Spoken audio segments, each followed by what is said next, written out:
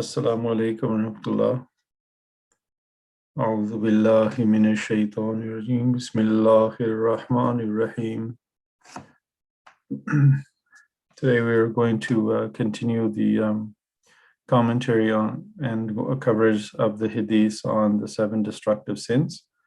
The hadith is narrated by Hazrat Abu Hurairah radhiyallahu ta'ala anhu. A'udhu billahi minash shaitanir rajeem. Bismillahir rahmanir rahim. Allah be pleased with him, commanded the Prophet of Allah sallallahu alaihi wasallam, abstain ye from 7 destructive evils. They, the companions, asked, and what are they, O Prophet of Allah?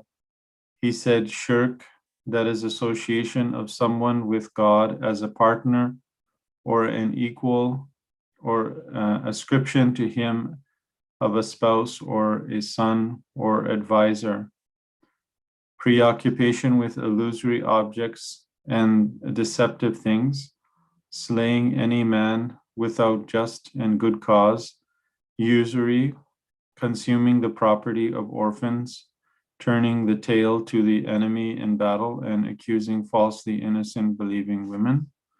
This is from Bukhari. Reporté par Hazrat Abu Hurairah radhiyallahu ta'ala anhu, il a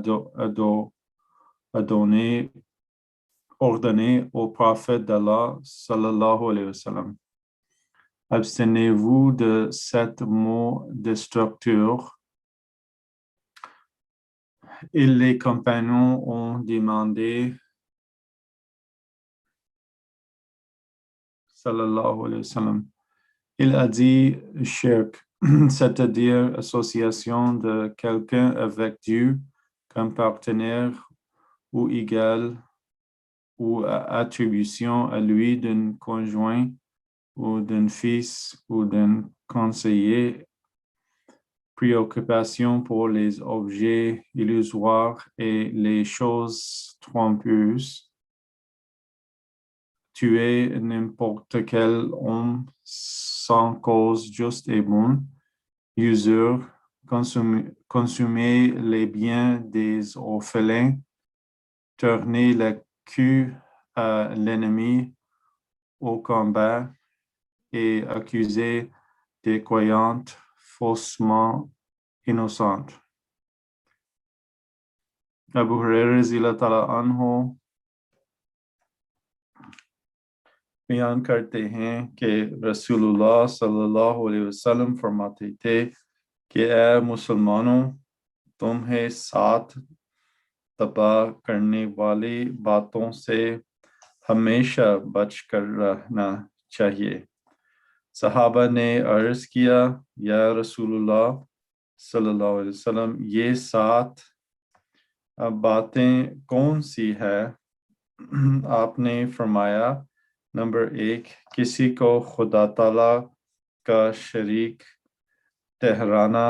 number 2, नजर फरेब, बातों के पीछे लगाना। Number 3, किसी इंसान को नाहक कत्ल करना।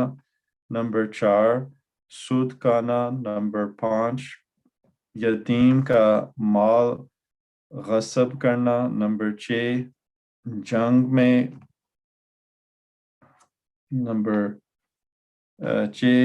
में दुश्मन के सामने पीठ दिखाना। और 7, बेगुनाह मोमिन औरतों पर बोतान लगाना. So, continuing on this commentary, we get to the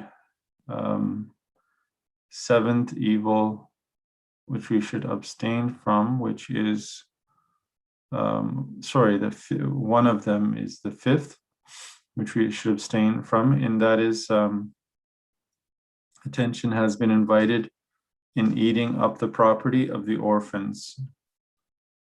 In the commentary, it says that this vice is also destructive of families and nations, for it leads on one hand to the ruination of youth of the community, and on the other to an elimination of feelings of human sympathy and to a spread of dishonesty. Thirdly, it opens the ways to the oppression of the weak, and fourthly, to the spirit of sacrifice. The spirit of sacrifice starts to decline among the people. Members of a community used to the spectacle of orphans being robbed, meaning that is they're used to it, the orphans being robbed and ransacked, can never boldly take to the path of self-sacrifice. For in that case, there would naturally arise in their hearts the fear that in the event of their death, their orphans would meet a similar fate. Islam has therefore declared the care of the orphan. That is, self-sacrifice. I think in this context, it means that should Muslim have to defend themselves in any battle, and they would die in that sacrifice, because there was this issue in the early history of Islam a lot because of the defense of the religion they had to fight. So what happened was that there were left many orphans due to these conflicts, and what naturally here, the logic naturally here is that this, if Islam didn't, put strict measures that we should take care of orphans, then people would, they would naturally start to feel that if we did fight in battle and we did die, then because there is no protection for orphans, we wouldn't want to take that step, so that we would die because our family would suffer greatly if we would die. So Islam has therefore declared the care of the orphans as a most grave responsibility, and the Holy Quran has laid extreme stress on it. The sixth vice, which has been mentioned in the Hadith, is turning the tail to the enemy, that is to run away in battle. This is a weakness that has largely contributed to the decline of nations. The truth is that a cowardly people have no right to live as they fall easy prey to oppressive and aggressive nations. Islam therefore considers it a heinous offense to turn away and show the white feather on the battlefront, that is to be cowardly on the battlefront.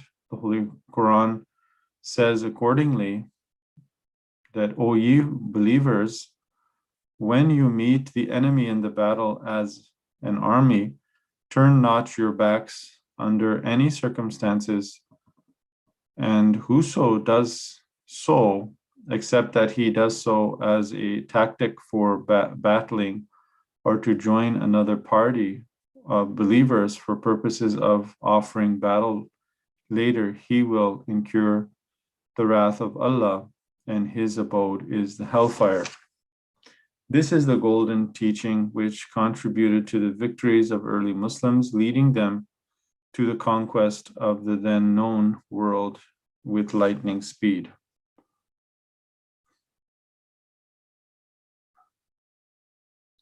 The point is worth pondering.